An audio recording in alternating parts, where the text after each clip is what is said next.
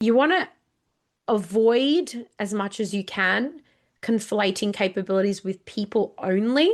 You want to think about capabilities more cohesively. The other thing to consider is that I mentioned briefly that capabilities are cross-functional, and they absolutely should be. Why? Because capabilities themselves, as I said, is about what an organization does. And usually what an organization does can't be achieved without your strategic elements, your delivery teams, and then your enabling and supporting functions as well. So you need to make sure that you are not only assigning you may assign capability owners, but you need to make sure that the capability itself is structurally cross-functional. And doing so can make sure that you eliminate bottlenecks and also make sure that you have clear line of sight to where the accountability stops and starts.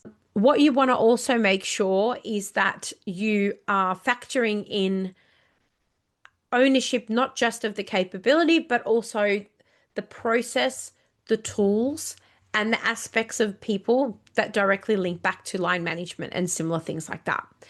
So there is this whole misconstrued view on capabilities just relates to people.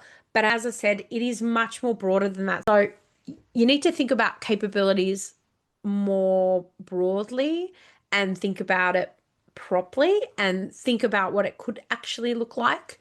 So the best way to start thinking about that is to re-anchor, first of all, alignment on what capability means.